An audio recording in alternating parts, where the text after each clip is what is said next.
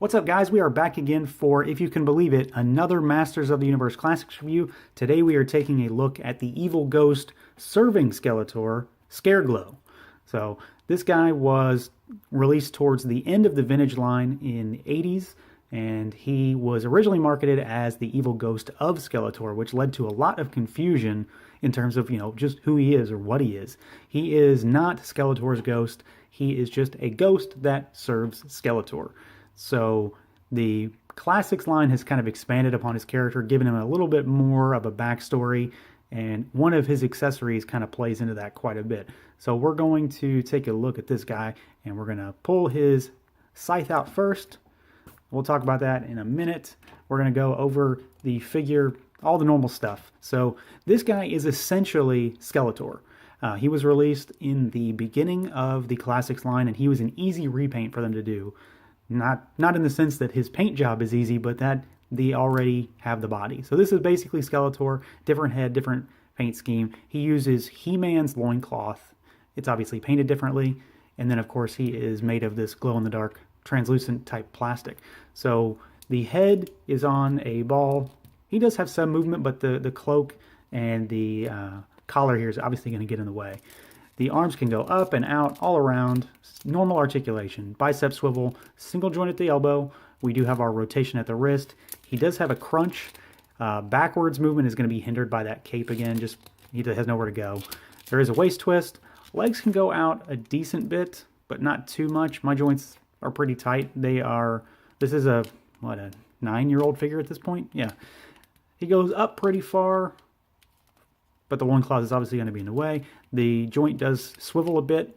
He does have that single jointed knee. There is a boot or shin swivel, whichever you prefer, and then there is a hinge at the ankle, but nothing else. So normal stuff for this line. And like I said, as far as the sculpt goes, he is essentially Skeletor. There's really not a whole lot different outside of the head, and the head is really where he shines, and that kind of lends itself to the paint of the figure as well, because he's got those gritty, nasty teeth. He's got that crack in the skull with the black paint that fills it, and then he's got those deep recessed eyes with kind of the red yellow look going on in there. He's very menacing looking. I think he looks great. I'm a big fan of this figure. He also has the cape, which is very cool. It blends itself down from a more opaque plastic to a transparent plastic, and it has kind of the frayed ends with some holes, so you can see it looks old and ancient.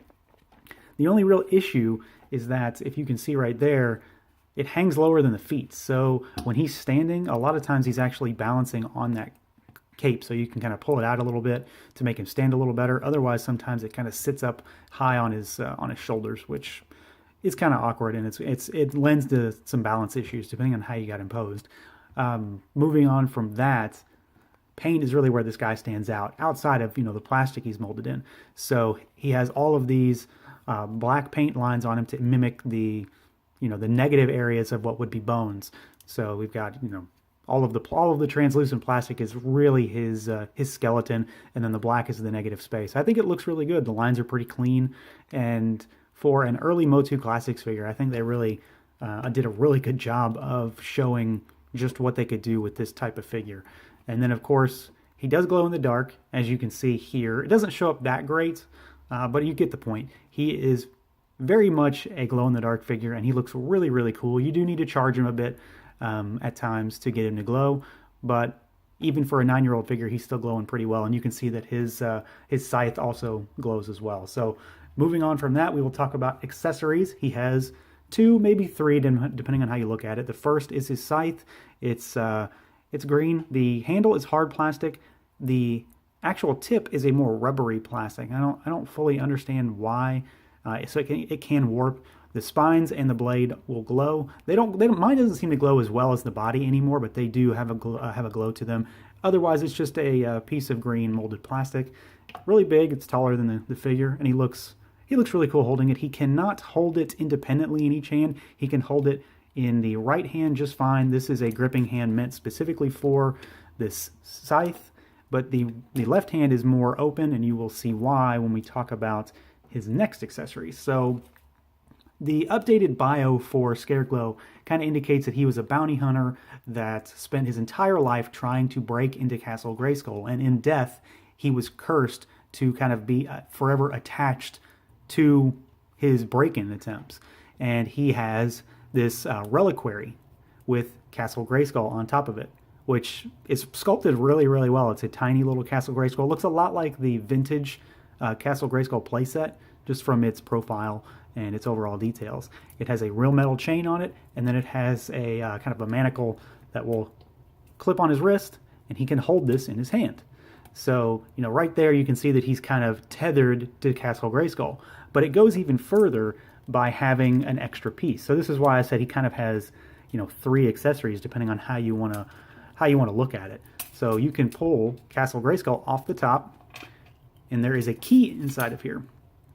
So it's just kind of a basic skeleton style key, but this is a further, his bio that says, you know, he's kind of forever tied to Castle Grayskull. He has the key but cannot use it, basically.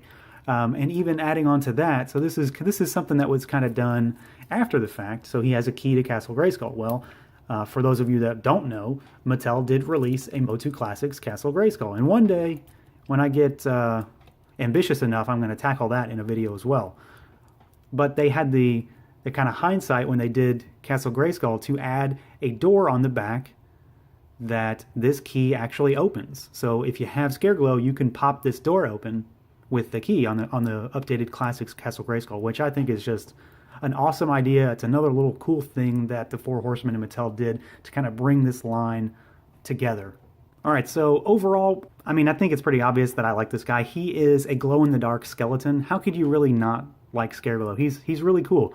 Cool concept. He's got a cool sculpt. He's got a really cool head sculpt. He comes with a really awesome weapon, and he comes with that extra accessory that they didn't need to add, but it further accentuates the history and the bio behind this character. So it's another example of when they really do a figure right, they do him right. The only thing that I don't like about this figure is the cape, and that it's just, you know, it's like a millimeter too long is really all it is.